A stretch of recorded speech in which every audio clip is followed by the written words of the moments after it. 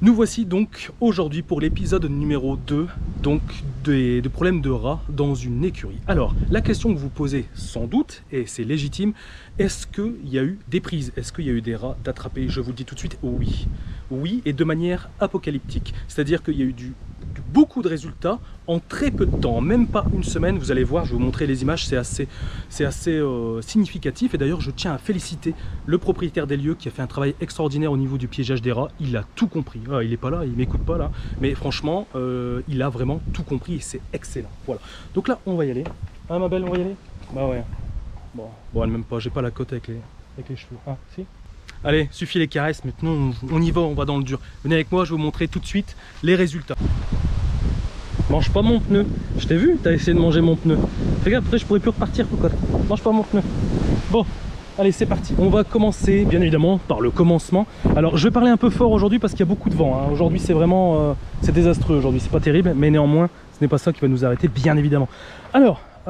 donc comme je l'avais prédit, ici là le long ça a tapé, c'était clair, net et précis, ça a tapé pas mal. Donc là il en a attrapé facilement une bonne dizaine, peut-être que je ferai le comptage après.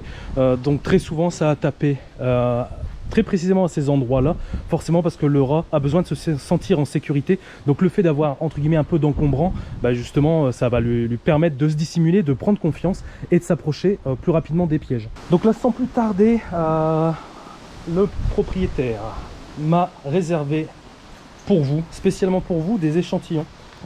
Des échantillons. Donc quelques prises du jour, hein, voilà. Donc là il me semble que c'était cette nuit, on a eu 4 de tapés. Donc là on voit c'est principalement des jeunes, mais vous allez voir pas seulement, voilà, notamment il y a un gros adulte qui s'est fait toper dès la première nuit. Là on est vraiment sur du jeune, donc là on est vraiment sur, regardez, on est vraiment sur ce qu'on appelle du rat d'égout, donc aussi appelé surmulot.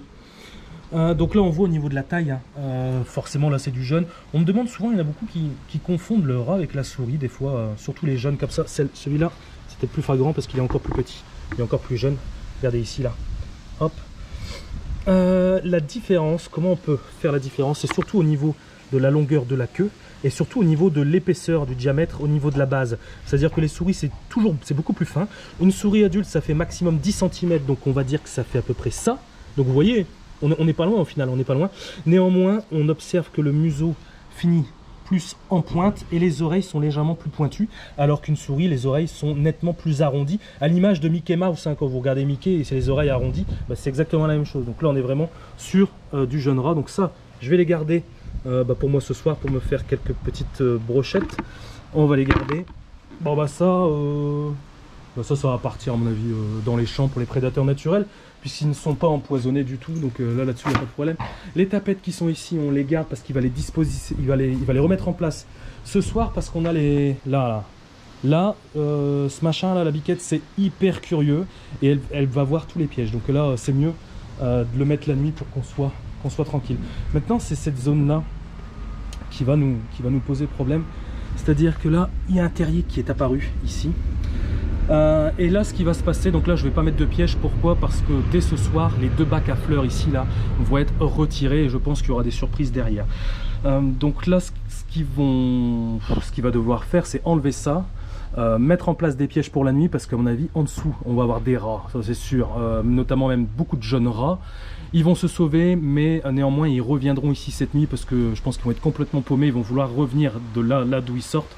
Donc là ici il va falloir positionner des pièges parce que je pense sincèrement que ça va taper et très fort et très rapidement. Alors sans plus tarder, là je vais me décaler légèrement et ici je vais vous faire apparaître les photos que m'a envoyé le propriétaire. Donc il a vraiment fait un super boulot là-dessus, donc il a remis en place les pièges, etc. Un peu de beurre de cacahuète. Tout ce que vous voyez, ça a été attrapé avec du beurre de cacahuète et la sauce barbecue. Donc là, on voit qu'il y a pas mal de jeunes. On voit qu'il y a quand même un gros qui s'est fait toper dans le piège Blantor. Donc là, je pense qu'on est à peu près sur, à mon avis, on est à combien? Entre 10 et 15 rats à peu près attrapés en l'espace de un peu moins d'une semaine. Donc vous voyez, là, franchement, les résultats sont très encourageants. Il en reste encore, mais néanmoins, je ne pensais pas qu'on allait en attraper autant en ce minimum de temps. Donc là, à peine une semaine. Donc là, c'est quand même vraiment pas mal. On va accentuer également le piégeage donc dans la zone qui est là-bas au niveau des bacs à fleurs. C'est important. Là, on est repassé devant. Je suis désolé pour le vent, hein. Vraiment, j'espère que ça ne sera pas trop désagréable. Regardez ici, là, on a mis des tapettes ici, là, et ça tape assez régulièrement. Regardez ici, on en a un là. Voilà, pareil, c'est encore un jeune. Alors les jeunes, les jeunes, j'ai toujours tendance à dire qu'ils se font avoir en premier parce qu'ils sont moins méfiants, ils ont moins d'expérience. Et voilà, c'est un peu comme nous les humains, c'est pareil, hein, quand on est adolescent, on a moins d'expérience, on fait plus de bêtises. Enfin, normalement, on est censé faire plus de bêtises qu'à 35 ou 40 ans. Bah, c'est la même chose. Bon, là, il s'est fait taper là-dessus.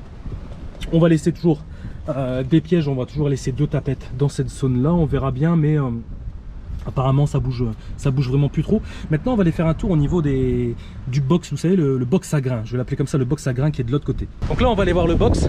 Avant cela, afin que vous puissiez avoir une image beaucoup plus complète de l'endroit où on se trouve, je vous laisse avec des images aériennes avec le drone.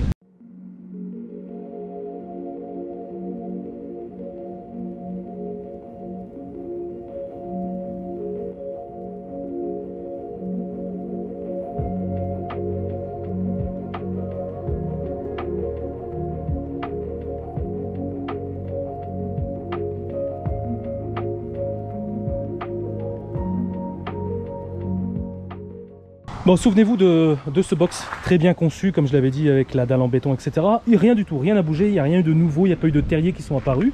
Et également, au niveau du piège que j'avais positionné derrière, on n'a absolument rien. Voilà. Donc on peut considérer que ce n'est pas vraiment la zone à problème. La zone à problème, elle se situe plutôt au niveau du tas de fumier où on en a attrapé énormément et rapidement.